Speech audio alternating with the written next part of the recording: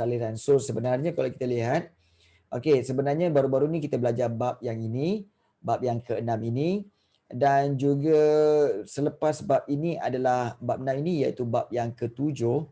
Okey, iaitu bab ke-7 itu adalah bab berkaitan saliran. Kalau tak silap cikgu, kita tengok. Okey, bab yang ke-7 iaitu bab berkaitan saliran. Yes. Okey, bab 7 saliran. So kita telah belajar tentang sebelum ini berkaitan dengan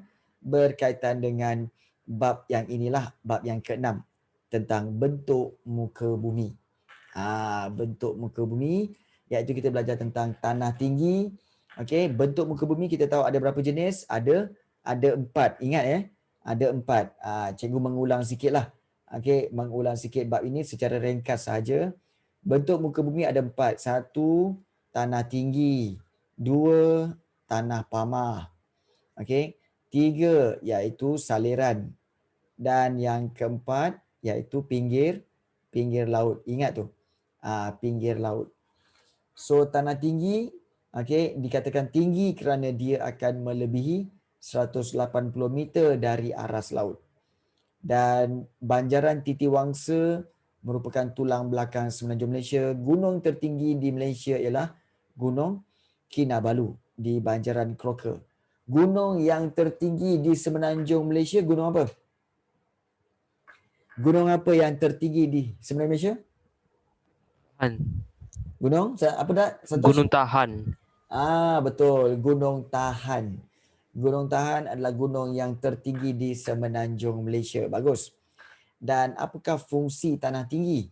Tanah tinggi sebenarnya berfungsi ataupun bermanfaat ataupun faedah dia untuk menjadi kawasan pelancongan, pertanian hawa sederhana dan juga untuk menjana kuasa hidroelektrik.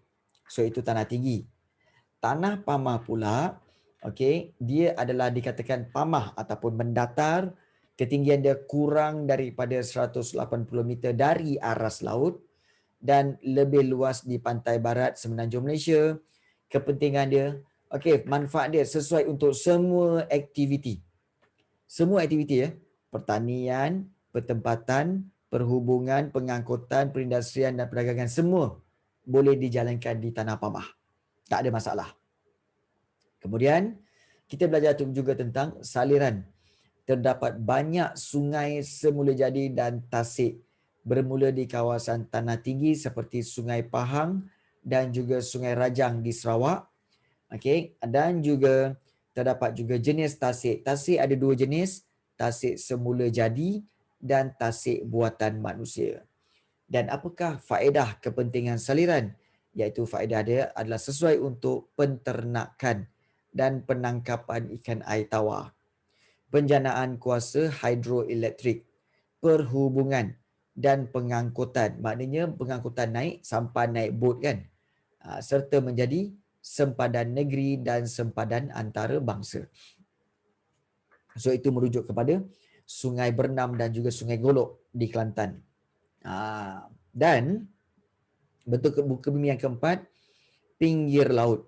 Mempunyai pinggir laut yang panjang dan ciri-ciri fizikal yang menarik seperti ada pulau, ada tanjung, ada teluk. Dan kepentingan dia sesuai untuk aktiviti pelancongan, perikanan, perlombongan dan juga untuk pelabuhan. So ini adalah dikaitkan dengan bentuk muka bumi. Jadi inilah dia. Okey. Di bawah tu ada latihan. Okey, kita buat sama-sama Kita buat sama-sama. Suaikan bentuk muka bumi yang berikut dengan kawasan yang betul. Kalau teluk, kat mana teluk? Boleh tulis ataupun boleh cakap. Teluk kat mana teluk? Okey. Teluk kat muka bumi yang mana? Bentuk muka bumi yang mana? Pinggir Okey. laut, pinggir laut. Yes, pinggir laut. Sungai? Sungai saliran. Okey, saliran. Delta? Tanah pamah. Tanah pamah. Dataran tinggi? Tanah tinggi. Tanah tinggi. Bagus. Okey. Tanjung kat mana tanjung? Pinggir laut. Pinggir laut. Banjaran di? Tanah tinggi. Tanah tinggi. Tanah aluvium, Tanah Pamah. tanah pamah, dan tasik adalah Saliran. saliran. Yes. Itu. Kalau kamu ada buku teks, kamu boleh menggunakan pensel. Tandakan je. Tak payah tekan-tekan lah kan. Pensel lukis saja kat situ. Gariskan saja pelan-pelan. Itu buku pinjaman kan. So gariskan guna pensel macam tu. Okey, baik. Berdasarkan peta yang berikut, lengkapkan jadual dengan menamakan banjaran utama yang bertanda B1 hingga B6 dan gunung yang bertanda G1 hingga G5. Okey, baik. Kat sini kalau kita nak buat yang ini, cikgu nak kamu semua gunakan pensel dan pastikan ada buku teks. Sebab nanti takut kamu lupa. Takut kamu lupa. So cikgu akan tuliskan jawapan dia kat sini. Okey. Dah sedia? Okey. B1 itu adalah apa? B1 itu adalah banjaran Titiwangsa. Yes, Titiwangsa. Okey, B1 banjaran Titiwangsa. Okey, B2 adalah banjaran tahan. Yes. Okey, B2 adalah banjaran tahan. B3, okey, yang atas ini. B3 adalah banjaran banjaran Crocker. Okey, B3 banjaran Crocker. B3 mana? B3 yang ini. Okey, kalau kita tengok, okey, yang ini, ni B3. Okey, banjaran Crocker. Di Sabah. Okey. Baik, kemudian B4. B4 merujuk kepada banjaran B. Banjaran Tenom ke Tamak Abu. No, Tamak Abu bukan di Sabah. Tamak Abu di Sarawak. B banjaran Tenom. Kita tengok balik. Okey. Yalah, kalau dapat rujukan kan baik kan. Kadang-kadang kita tak ingat semua. Okey.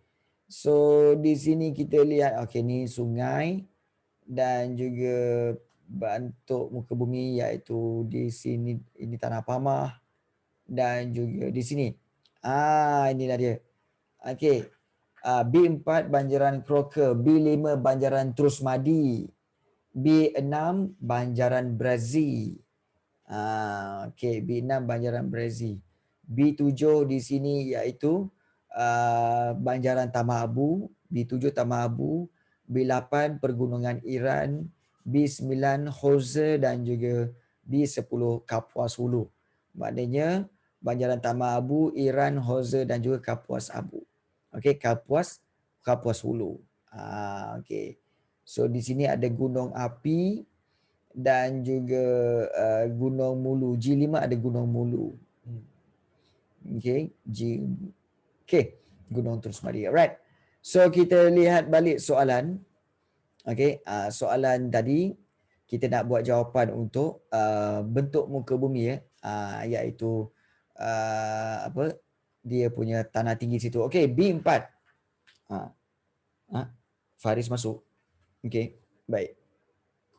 Okey, B4 itu adalah banjaran Terus Madi.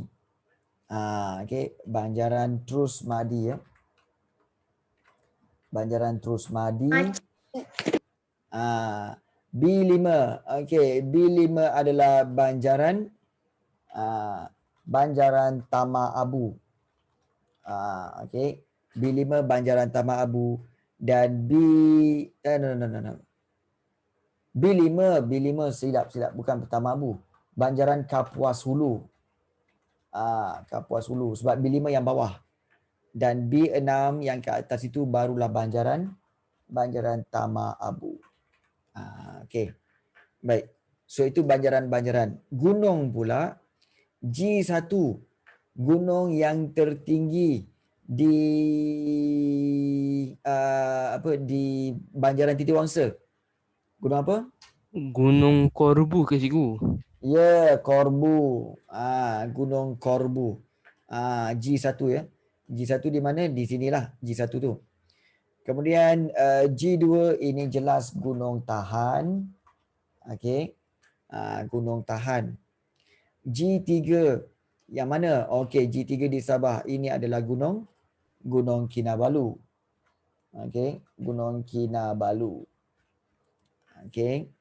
Dan G4 itu adalah gunung apa tadi? Gunung apa tadi? Gunung Terusmadi ya. Sebab dia di Banjaran Terusmadi, so gunung Terusmadi. Dan juga G5 itu adalah Gunung Mulu.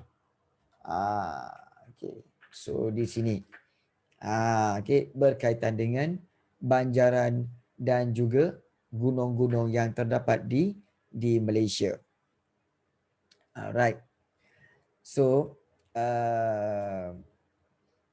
soalan C, dengan menggunakan kreativiti murid hasilkan peta pemikiran untuk menyatakan kepentingan tanah tinggi di Malaysia. Itu tak apa. D, Melaka merupakan salah sebuah negeri yang melaksanakan penambakan pinggir laut. Sejauh manakah usaha ini meningkatkan potensi kawasan pinggir laut? Huraikan idea anda dengan contoh yang sesuai. Maknanya, usaha ini dapat meningkatkan potensi kawasan pinggir laut. Ialah, kawasan pinggir laut tu akan menjadi kawasan, pinggir laut itu akan menjadi kawasan pelancongan, kawasan perdagangan. Okey, jadi itu yang dilakukan di Melaka. Di Melaka ya. Okey, baik. Telah menjawab soalan tak? Dah menjawab soalan baik. Sebelum kita okey. So sebelum kita nak buat latihan yang seterusnya, kita nak imbas kembali apa yang kita pelajari sepanjang kelas geografi diadakan. Okey. So ini sekadar refresh lah refresh, iaitu bab 1 kita belajar tentang arah mata angin, dan juga bearing sudutan. Dua benda yang penting kat sini ya. Iaitu bab 1 iaitu arah mata angin dan juga bearing sudutan. Kemudian kita belajar tentang kedudukan, iaitu kedudukan relatif, bab 2 kedudukan relatif, dan juga latitude dan longitude. So ada 2. Bab ketiga, peta lakar. Peta lakar ialah peta yang dilakarkan dengan pelbagai simbol. So simbol-simbol tu adalah yang ada pandang darat fizikal dan juga adalah pandang darat budaya. Dan bab keempat iaitu lakaran peta Malaysia, iaitu kamu kena tahu kedudukan negeri-negeri di Malaysia, kedudukan ibu negeri, ibu negara dan juga pusat pentadbiran Kerajaan Persekutuan di Malaysia. Ini bab yang keempat. Bab 5, bumi. Kita belajar tentang sistem fizikal bumi. Bumi ada berapa kerak kat situ kan? Ada berapa lapisan? Ada atmosfera, ada hidrosfera. Kemudian struktur bumi kita tahu tentang ada kerak bumi, lapisan mantel dan juga teras luar, teras dalam. Kemudian di atas bumi ada benua, lautan, laut utama dan selat, serta apa berlaku apabila berlakunya pergerakan kerak bumi. So menyebabkan berlakunya apa? Berlakunya gempa bumi, gunung berapi, tsunami dan sebagainya. Itu bumi. Kemudian kita belajar yang baru kita habis iaitu bentuk muka bumi di Malaysia. Iaitu terdapat 4, iaitu tanah tinggi, tanah pamas, saliran dan juga pinggir laut. Kemudian pelbagai bentuk muka bumi dan juga lokasi-lokasi dia serta kepentingan manfaat pelbagai bentuk muka bumi di Malaysia. So sebenarnya geografi senang. Geografi senang. Senang skor. Senang ke susah? Boleh-boleh lah cikgu. Boleh-boleh lah sebenarnya kan. Yes. Okey lah. Ada yang kata okey. Okey. Baik. Oleh kerana kamu semua kita telah berjaya menamatkan bab yang ke-6, maka kita hari ini kita akan